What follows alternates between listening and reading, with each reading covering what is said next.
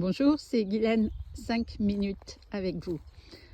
Aujourd'hui, on reparle du comportement pervers narcissique. Parce que le comportement pervers narcissique, d'abord souvenez-vous qu'on n'adopte pas ce comportement par hasard. C'est toujours la conséquence de ce qui a été vécu dans l'enfance, ou bien parce que ce sont des portails organiques. Voilà, donc on est dans le constat et pas dans le jugement. Donc le comportement pervers narcissique se tapit dans l'ombre. En fait, il vit en sous-marin. Jamais vu, jamais pris, c'est sa devise. De cette manière-là, il a une possibilité de ne pas être démasqué.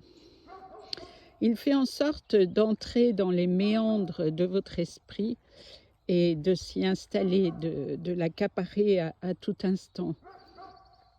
En fait, ce comportement se nourrit de votre énergie, qu'il prend librement et sans limite, puisque c'est la plupart du temps, entre guillemets, la victime qui lui offre son énergie en toute ignorance.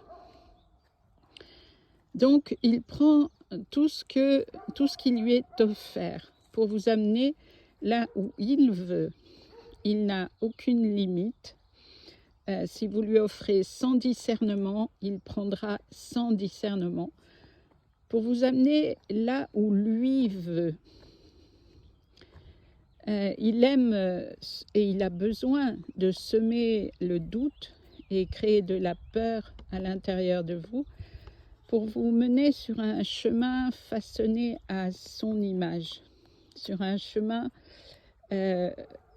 où vous allez, entre guillemets, perdre la tête tellement vous ne comprendrez pas son comportement. De cette façon-là, lui se sent en sécurité. Votre soumission est son besoin et sa sécurité. Il cherche et il a besoin d'une victime consentante qui offre inconsciemment son énergie, dont il va pouvoir se nourrir. Et cette énergie que vous lui offrez, bien sûr, ce sont vos chagrins, vos larmes, vos colères, vos bouderies. Tout ça, c'est la preuve qu'il a du pouvoir sur vous. Il n'est pas courageux, en général, ou très, très, très rarement, et n'existe et ne se sent exister qu'au travers du pouvoir qu'il a sur vous. Il brouille sans cesse les pistes afin de ne pas être deviné. En général, il est charmant à l'extérieur, silencieux à l'intérieur, et il a absolument besoin de vous mettre dans un état de confusion où vous ne comprenez pas ce qui se passe. Il est toujours innocent et victime à souhait.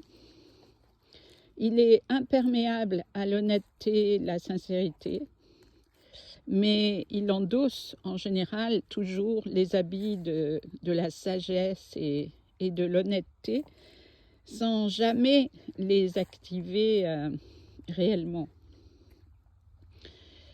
Une chose importante à savoir, c'est que votre bonheur n'est vraiment pas sa priorité. Lui, il a besoin de votre malheur, de votre souffrance. C'est ça qui le rassure. Il a besoin du pouvoir qu'il prend sur vous pour se sentir vivant, pour se sentir exister. S'il perd le pouvoir, il cherchera une autre proie. En fait, le pouvoir qu'il prend sur la personne qui inconsciemment est consentante, c'est son assurance-vie. Dans cette histoire, seule votre ignorance, votre aveuglement lui permettent de prendre le pouvoir sur vous et de vous faire souffrir. À cet instant, il se sent fort, contrairement à son enfance où il a beaucoup subi. Comme je vous le disais, ce comportement ne se met pas en place par hasard. En revanche, ce qu'il faut comprendre, c'est que le comportement pervers narcissique ne prend que ce qui lui est offert. Si une personne a suffisamment de connaissances et de discernement, parce que c'est le discernement qui est le plus important, elle pourra tout à fait résister et créer peut-être, parce qu'il y a quand même peu de chance, un autre type de relation. Pourquoi je dis qu'il y a peu de chance? Parce que ce type de comportement a vraiment besoin de faire souffrir pour se sentir bien, pour se sentir exister, pour sentir qu'il est vivant. Donc, en général, il cherche toujours une proie qui soit évidemment consentante, de manière tout à fait inconsciente, puisque la plupart du temps, la personne qui est victime de ce comportement reproduit en réalité le schéma de son enfance, parce qu'en général, elle a été victime soit de papa, soit de maman, soit les deux.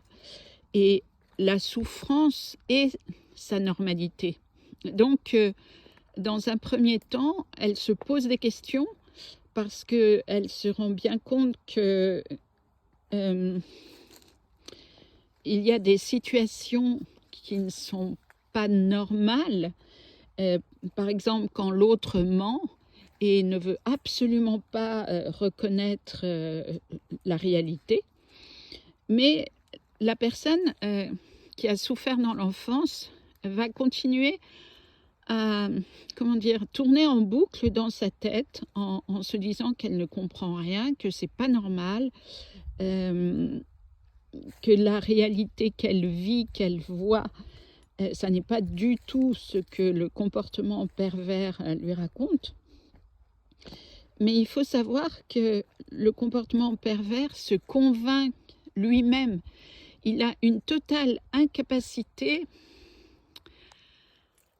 à reconnaître la réalité de son comportement, parce que ça voudrait dire que il n'est pas la belle personne qu'il veut faire croire qu'il est.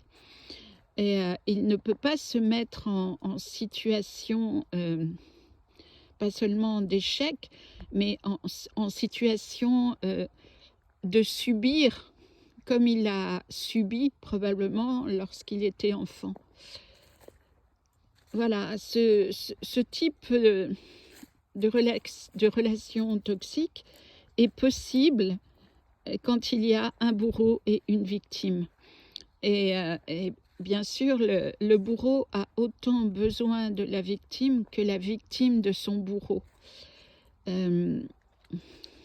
Nombre de femmes, souvent, tombent amoureuses d'hommes qui les malmènent, alors que des hommes gentils, elles vont s'ennuyer, par exemple.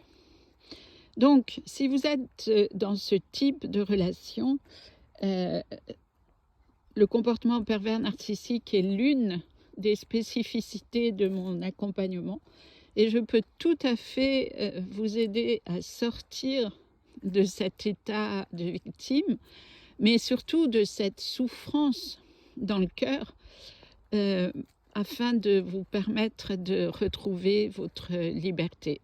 Il suffit de me contacter sur guylainelipski.com. J'ai un site et tout est expliqué. Voilà, je vous dis à bientôt. Belle journée à vous.